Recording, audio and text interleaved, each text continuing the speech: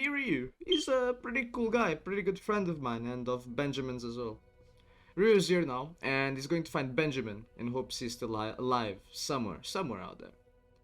From all his time working at the NHS, he developed a habit of staying up at night because of the overload of work they gave him.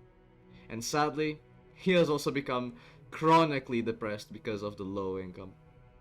Who would have thought, right? View as you may, he's a pretty good guy with some cool traits to it. I'll leave the rest to you.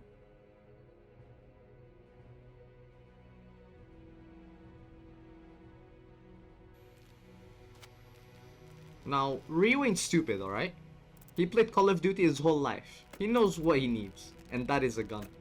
Although he has no life experience, he knows that the best way to survive a zombie apocalypse, right, is to gather food, tools, and weapons as fast as possible, so that's what he does.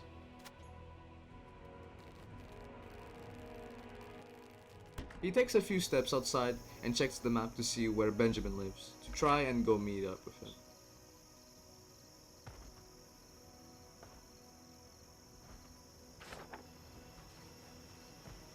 Then he finds the first few zombies. He's not phased. I mean, my man got to wave 69 in Call of Duty Zombies. He's got this. He takes them out one by one.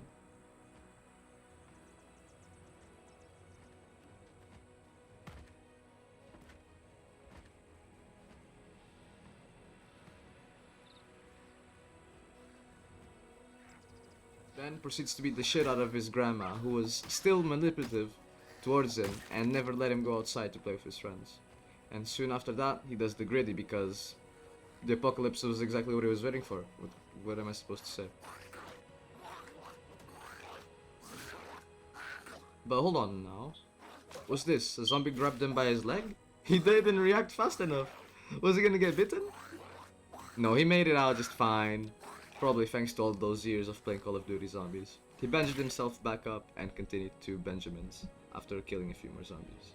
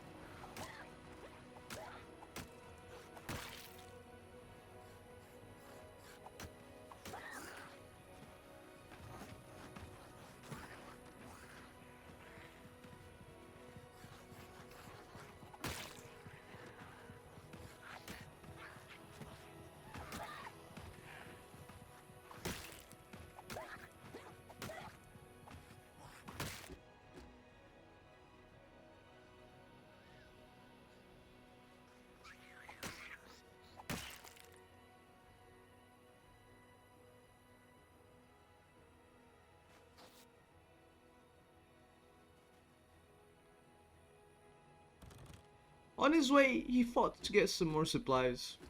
But then, obviously, as he opened the window, an alarm ticked off and he freaked out. His instant reaction was to get the hell out of there, and that's exactly what he did. He ran until he finally reached Benjamin's house. But what was this? There were zombies everywhere, and the back door was opened. As he got closer, he heard the banging on the door, and his thoughts, although he didn't want to, they presumed the worst. And when he finally stepped foot in the entrance, he saw him. Benji! Why did they do this to you, man? We were ready for this. We could have survived this. He stood by the door for a few seconds to contemplate life. But a man's gotta do what a man's gotta do, and that is survival of the fittest. I'm sorry, man. I'm sorry, man. This pains me to do. I'm sorry, Benjamin boy. I didn't want to do this. You were a good friend. And I know you'll be in a better place now. He sat down to pay some respects, and then decided, you can't just leave him there. Although depressed, Reeyu didn't take this lightly. He'll kill all the goddamn zombies in this goddamn town, even if it was the last thing he'd do. He questioned where would he leave the body, but ultimately decided to leave him in his office. It was a fitting end. With that done, I checked the cabinets to see what we left behind. I got myself equipped and cleaned, and headed off to finish his request. To find gasoline for that damned police car. When I got there, I checked the windows to see if it was safe inside. We all seen The Walking Dead, right? We don't want to have any more surprises. Surprises means hidden factors, and hidden factors means survival chances decreased, and we don't want that. I saw a zombie, I took it out, then proceeded to the car next to me and checked for gasoline. The green one was locked, so I had smashed the window with my axe, but nothing.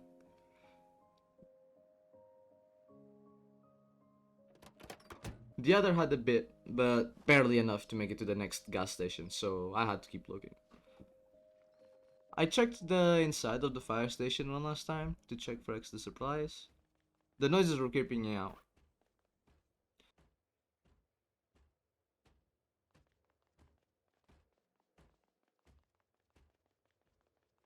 The noises were creeping me out while looting, so I checked the knocking, to then find the zombie, I mean obviously, but I just killed it easily.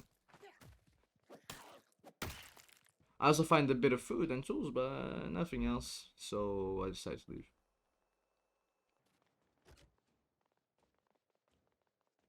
Now that it was getting to nighttime, I went back home and decided to play it safe, I searched some of the houses. What I was looking for now was a carpentry book.